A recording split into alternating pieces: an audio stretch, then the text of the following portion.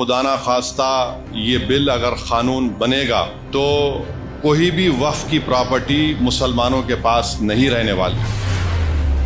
نریندر مودی کی حکومت نے اپنی نفرت کو اس قانون میں جو شکل دی ہے کہ وقف با یوزر ختم کر دیا جائے گا۔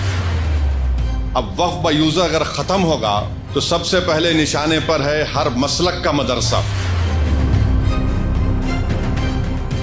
جو بی جے پی کی حکومت پورے ملک میں وقف کی جائیداد کا جو بل لے کر آئی ہے، میں صرف مختصر سے الفاظ میں اپنی بات کو بول کر یہاں سے رخصت ہو جاؤں گا کہ اگر یہ خدا نہ خواستہ یہ بل اگر قانون بنے گا تو کوئی بھی وقف کی پراپرٹی مسلمانوں کے پاس نہیں رہنے والی، سب حکومت کے قبضے میں چلا جائے گا۔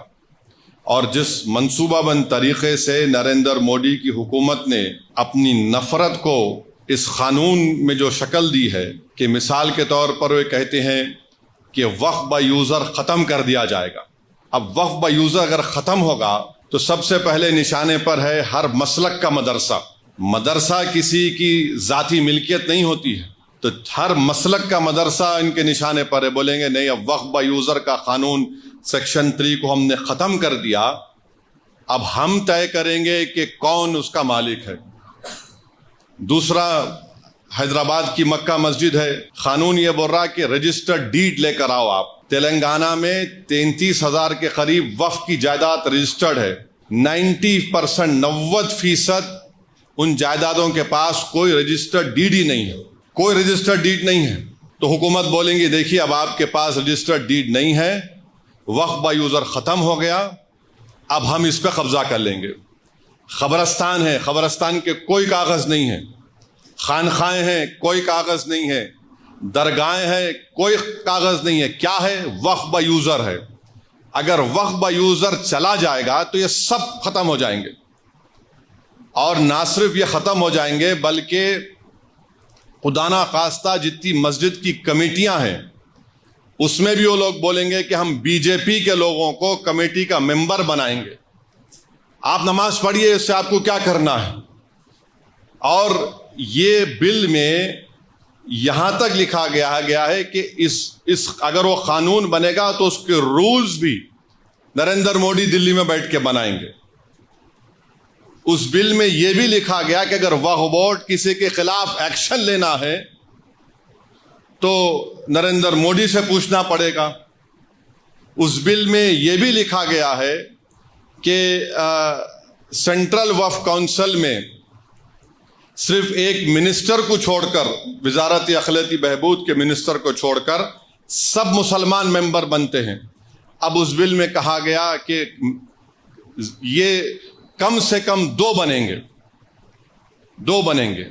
اب حکومت 7 بھی بنا سکتی۔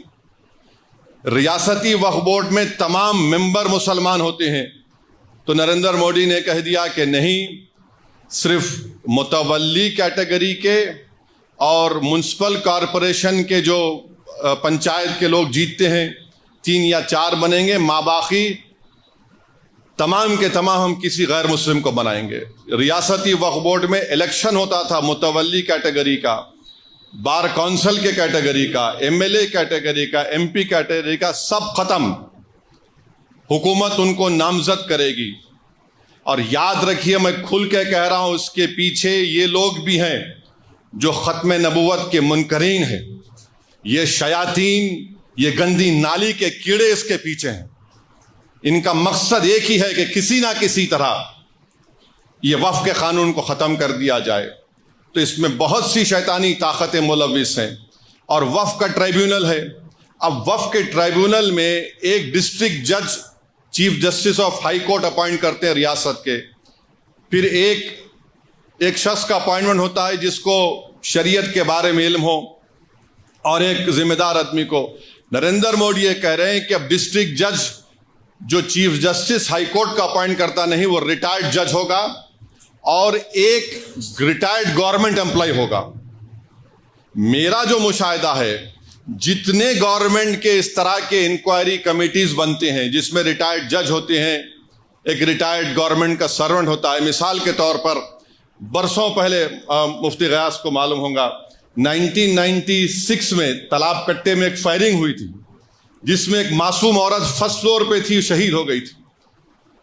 وہ کمیٹی میں کہہ دیا گیا کہ پولیس نے اپنی جان بچانے کے لیے فائرنگ کی. رپورٹ ہے، شاید کچھ نام ہے کمیٹی کا.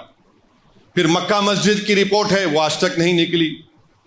حیرت کی بات یہ ہے کہ کلیکٹر کو یہ پاور دیا گیا کہ یہ قانون بننے کے بعد جتنی بھی وقف کی پراپرٹی ہے، اگر کوئی شیطان جا کے بولے گا کہ نہیں وقف کی نہیں ہے گورنمنٹ کی ہے، تو کلیکٹر انکوائری کا آرڈر کرے گا. اور کلیکٹر انکوائری جب آرڈر کرے گا تو کلیکٹر یہ کہے گا کہ تا وقت انکوائری مکمل نہیں ہوتی یہ وقف کی پراپرٹی نہیں رہے گی. اب کلیکٹر صاحب برسوں انکوائری کرتے رہیں گے، آپ کی تو پراپرٹی چھین لی گئی. کیسے انکوائری کریں گے؟ تو انگریزی میں استعمال کیا گیا whatever he deems fit, یعنی وہ جیسا چاہے انکوائری کر سکتے. قانون کا ایک بنیادی اصول ہے کہ کوئی بھی اپنے مسئلے میں جج نہیں بن سکتا، مگر کلیکٹر کو اب منا رہے ہیں. اور پھر اس بل میں یہ بھی کہا گیا کہ جتنی جائیدادیں پر وقف کی جائیدادوں پر گورنمنٹ قابض میں ہے، کلیکٹر اس کا فیصلہ کریں گے. اور گورنمنٹ کے حق میں فیصلہ کریں گے تو کلیکٹر ریونیو کو بولے گا، وقف بورڈ کو بولے گا ریکارڈ صحیح کرو، یہ گورنمنٹ کی پراپرٹی. تو یہ موٹا موٹا اس میں یہ باتیں رکھی گئی ہیں جو خطرناک ہے، میں بتا رہا ہوں آپ کو.